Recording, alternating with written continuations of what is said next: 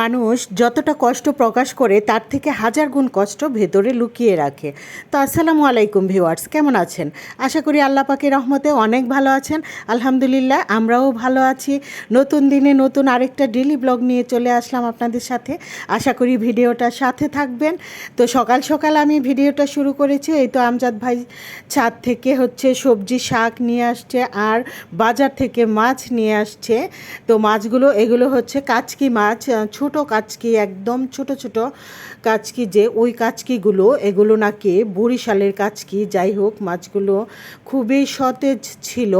আর শিং মাছ ঢেলে নিলাম এইখানে। তারপরে এইটা বাইং মাছ আর চিংড়ি মাছ। আর আমি মাছগুলো গুছিয়ে নিয়েছি, তারপরে রান্না বান্নায় চলে আসলাম। এইখানে কাচকি মাছ আমি যেটুকু রান্না করব সেটুকু সুন্দর করে বেছে ধুয়ে তারপর হাতে মাখিয়ে অল্প একটু হাতে মাখা পানি দিয়ে ঢেকে বসিয়ে দিলাম হওয়ার জন্য। আর এখানে পেয়ারি বাইং মাছগুলো কেটে দিয়েছে। আর বাইং মাছগুলো আমি সুন্দর করে ফ্রেশ করে ধুয়ে নিলাম ফ্রিজে রাখার জন্য।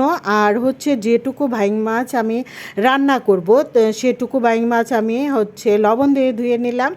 আর তো কাচকি মাছের চচ্চড়ি হয়ে গেছে, এখন আমি নামিয়ে নেব। তো আর এখানে বাইং মাছ বসিয়ে দিয়েছি। বাইং মাছ তো আমরা সবাই রান্না করতে পারি। তো আমি যেভাবে রান্না করছি, মশলাটাকে প্রথমে আমি সুন্দর করে কষিয়ে নিয়েছি। যত ভালো করে কষানো যাবে মশলাটা, তরকারির টেস্ট কিন্তু ততই বেড়ে যায়।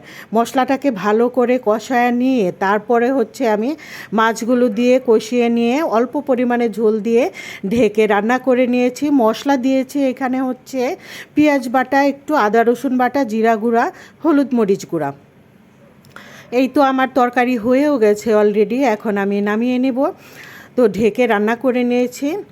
আর তো মশলা তো প্রথমে ভালো করে কষিয়ে নিয়ে মাছগুলোকেও ভালো করে কষিয়ে নিয়ে তারপর আমি 1 কাপ ঝোল দিয়ে ঢেকে অল্প আঁচে রান্না করে নিয়েছি। আর এখানে আমি আমার ছোট বাবার জন্য স্যুপ রান্না করেছি। গরম গরম স্যুপটা তাকে আমি এখন দিয়ে দিব। তারপর আমি শিং মাছ রান্না করব। তো ভিউয়ার্স, এই গরমের মধ্যে কিন্তু শিং মাছের ঝোল খেতে ভালো লাগে, খুবই ভালো লাগে, টমেটো দিয়ে শিং মাছের ঝোল। তো এই তরকারিটা আমি মাঝে মধ্যে রান্না করি। আমার পরিবারের সবাই এই তরকারিটা পছন্দ করে, ইভেন আমিও খুবই পছন্দ করি। তো আলুটা সিদ্ধ করে ছোট ছোট করে ভেঙে আমি তরকারিতে দিয়ে দিলাম। মশলা প্রথমে কষিয়ে নিয়ে মাছগুলো কষিয়ে নিলাম। এখন আলু দিয়েছি, এটাকেও কষিয়ে নিয়ে গরম পানির ঝোল দিব। তারপর ঢেকে রান্না করে নেব। আর পানিটা যখন বলক চলে আসবে তখন আমি ফ্রোজেন করা টমেটোগুলো দিয়ে দিব, এর মধ্যে দিয়ে ঢেকে রান্না করে নেব শিং মাছের ঝোল। তো শিং মাছের ঝোল খেতে এভাবে একটু টমেটোর পরিমাণটা আমি বেশি করে দেই, যাতে ঝোলটা একটু টকটক হয়, ভালো লাগে খেতে।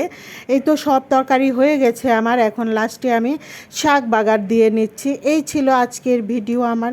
সবাই অনেক ভালো থাকবেন। আল্লাহ হাফেজ।